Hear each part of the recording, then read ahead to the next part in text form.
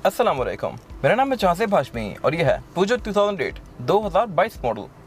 ये पूजो 2008 की second generation है जो कि वर्ल्ड वाइड 2019 में लॉन्च की गई है और ये गाड़ी पाकिस्तान में 2022 से आना शुरू हुई है जो कि रिसेंटली लॉन्च की गई है। पूजो भी पाकिस्तान में इसी गाड़ी के साथ एंटर हुआ है और इस गाड़ी के दो मेन वेरिएंट्स लॉन्च किए गए हैं पाकिस्तान में, एक्टिव और एलियोर। एलियोर इस गाड़ी का टॉप ऑफ लाइन वर्जन होता है जो कि ये कार है और इसमें ऐसी बहुत सारी चीज़ें आती हैं जो कि इस गाड़ी को काफ़ी अट्रैक्शन बनाती हैं। अगर साइज़ के लिहाज से देखा जाए तो ये गाड़ी सब कॉम्पैक्ट एसयूवी क्रॉसओवर है जो कि देखा जाए तो ये स्टॉनिक के बराबर है साइज़ में। स्टॉनिक हो गई या स्विफ्ट से थोड़ी सी बड़ी कर लें, लेकिन इसमें फीचर्स ऐसे बहुत सारे आते हैं जो कि स्टॉनिक से बहुत आगे हैं और इस गाड़ी की प्राइस को काफ़ी हद तक जस्टिफाई करते हैं। इस गाड़ी की प्राइस 5850 है और ऑन रोड आते आते आपको ये गाड़ी तकरीबन 60 लाख की पड़ जाती है। इस स्पेसिफिक कार की डिमांड भी 60 लाख रुपए है और ये ट्राइटन एंड मोटर पर लिस्टेड है। अगर आप नई कार बुक करते हैं तो उसको डिलीवर होने में काफ़ी टाइम लगता है और ऑन रोड आते आते कोई गाड़ी इतने की ही पड़ती है। अगर आपने इस गाड़ी के बारे में कोई इन्फॉर्मेशन लेनी है तो आप इस दिए गए नंबर पर कॉल कर सकते हैं या फिर आप GT रोड रावलपिंडी में ट्राइटन मोटर को विजिट भी कर सकते हैं ये कार देखने के लिए। खैर, फीचर्स के लिहाज से ये गाड़ी काफ़ी लोडेड है। Overall it's a good car and today I am going to review it.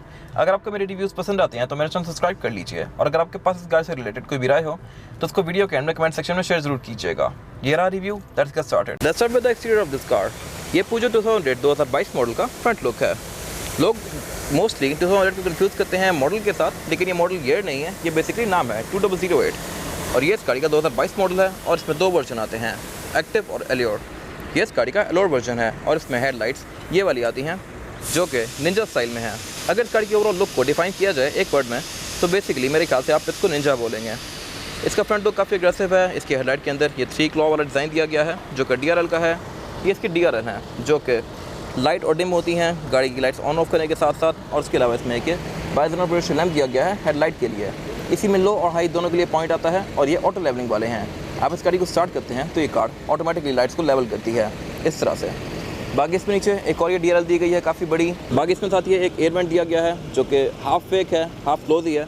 कुछ गाड़ियों में यहाँ पे फॉग आती होती है, इस गाड़ी में नहीं दी गई। बाकी इस गाड़ी में पार्किंग सेंसर्स भी आते हैं बोथ फ्रंट और बैक दोनों में। इस गाड़ी के टायर्स के आसपास एप्रन भी कंटिन्यू करते हैं जो कि इसके बम्पर्स के अंदर तक जाते हैं ताकि इस गाड़ी को एक कॉम्पैक्ट SUV वाली लुक आए। अगर बात कीजिए इस गाड़ी की ग्रिल की तो ग्रिल इस गाड़ी की मेरे ख्याल से काफ़ी मज़ेदार है।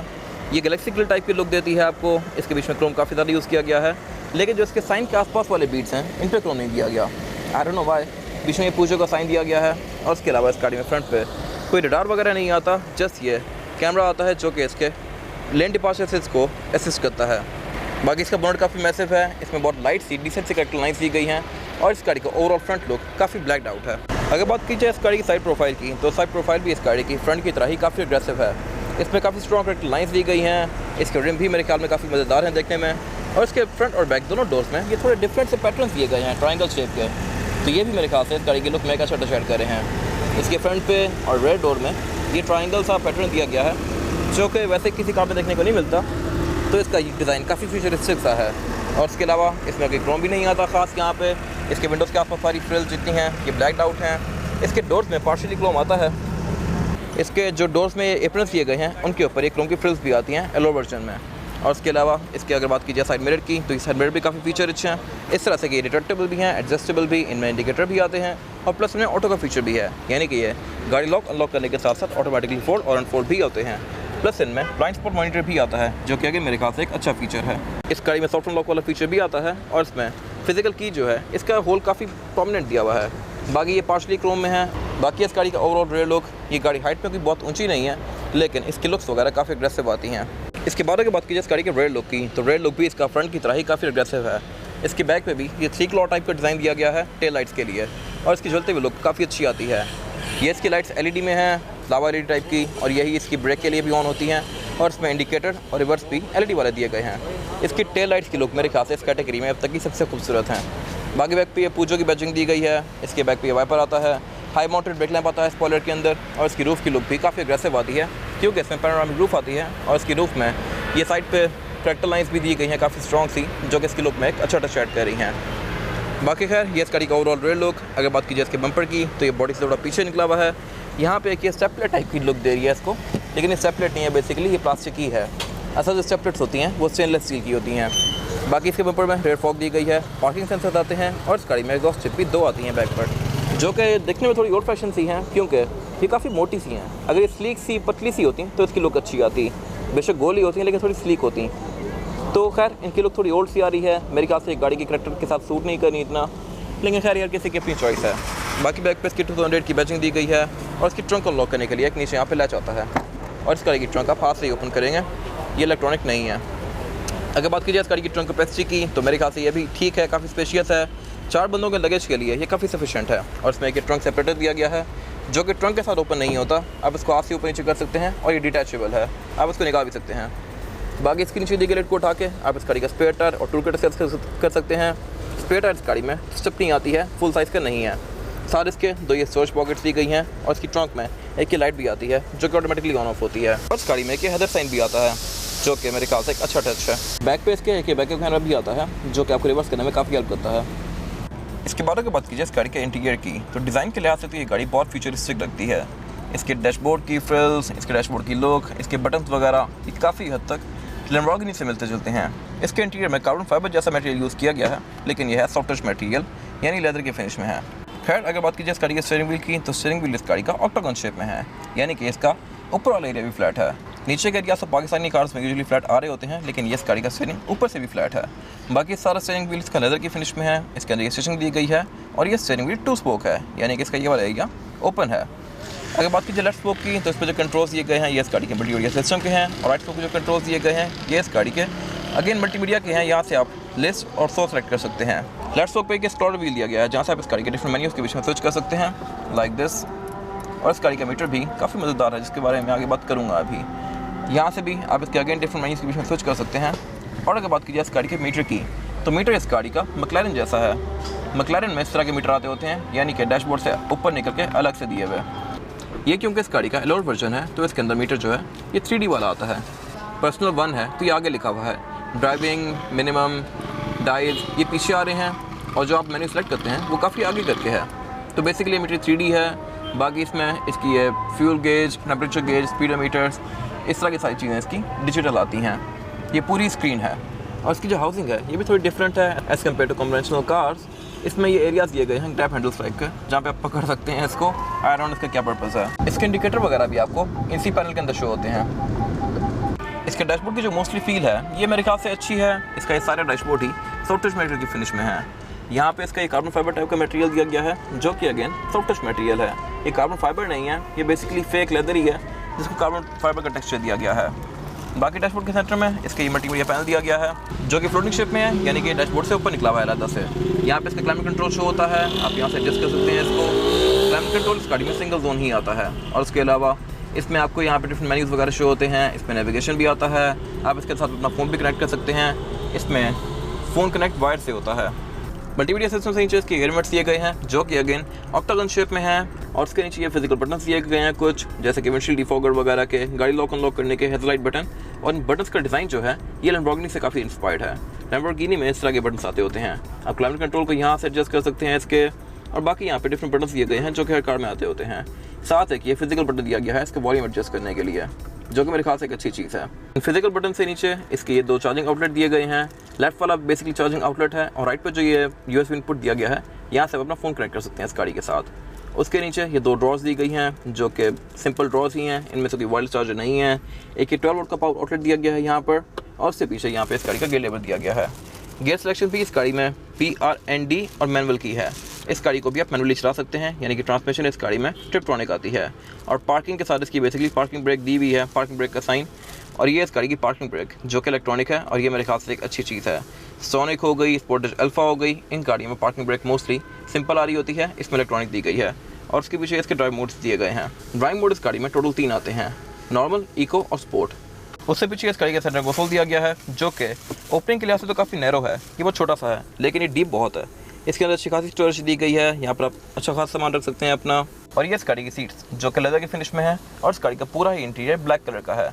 इसमें स्टिचिंग्स दी गई हैं जो कि इसके इंटीरियर को अच्छी लुक दे रही हैं। और अगेन यही थीम इसकी डोर्स के अंदर भी फॉलो की गई है। डोर्स भी इस गाड़ी के देखने में तो काफ़ी प्रीमियम है, लेकिन इसकी सारी कलर टोन ब्लैक ही है। इसके अंदर ये डोर पैनल में यहाँ पे लेदर यूज़ किया गया है, सॉफ्ट लेदर। ऊपर वाला एरिया इसका ये कार्बन फाइबर की फिनिश में है। और इस गाड़ी में जो चीज़ अच्छी है वो ये है कि इसमें एम्बिएंट लाइटिंग भी आती है। रात के टाइम ये लाइट्स आपको चलते हुए काफ़ी अच्छी लुक देती हैं इस गाड़ी की। इसके डोर्स में एम्बिएंट लाइटिंग दी गई है एलोर में।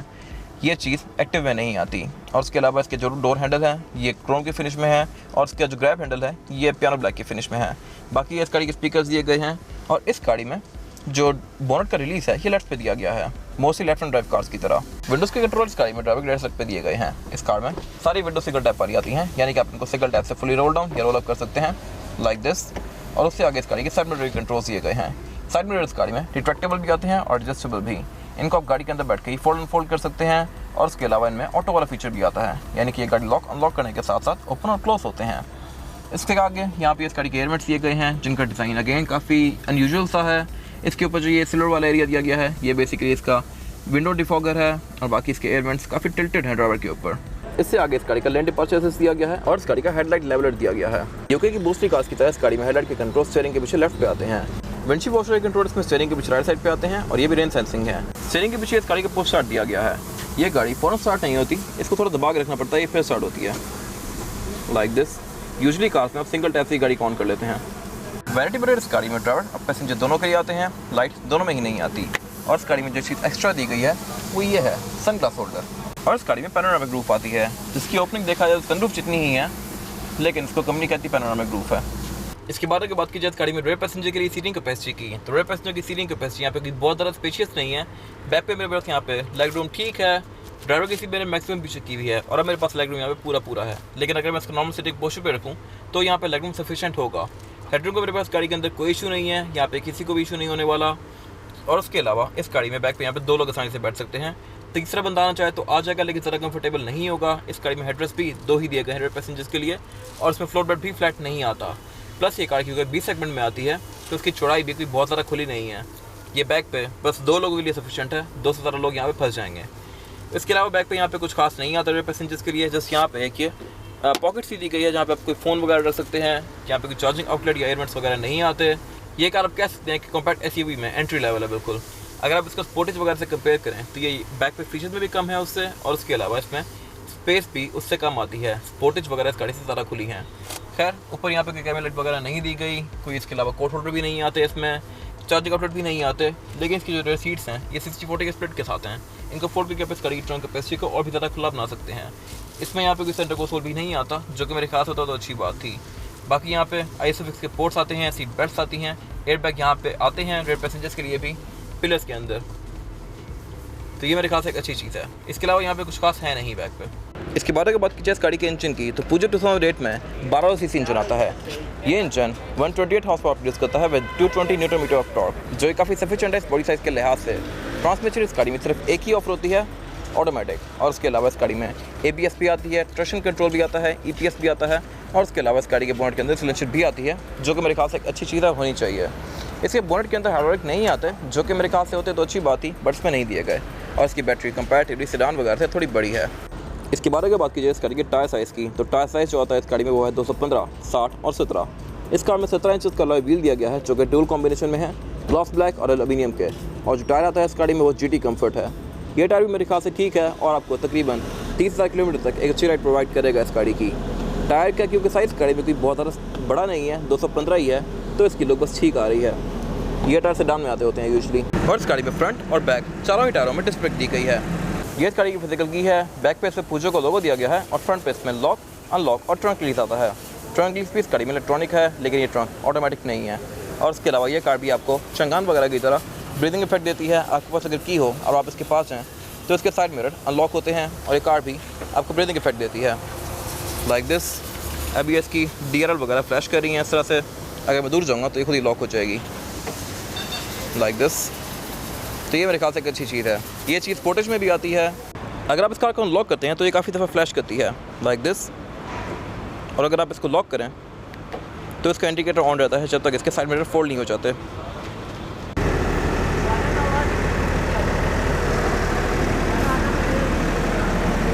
ये था आज का रिव्यू पूजो 2022 मॉडल का। अगर आपको ये रिव्यू पसंद आया तो इस रिव्यू को लाइक कीजिए, मेरे चैनल को सब्सक्राइब कीजिए, और अगर आपके पास इस गाड़ी से रिलेटेड कोई भी राय है तो उसको कमेंट सेक्शन में ज़रूर शेयर कीजिएगा, ताकि वो लोग जो ये गाड़ी लेने वाले हैं या वो लोग जिनके पास ये गाड़ी ऑलरेडी है वो आपकी राय से फ़ायदा उठा सकें। अपना ख्याल रखिएगा। Thank you.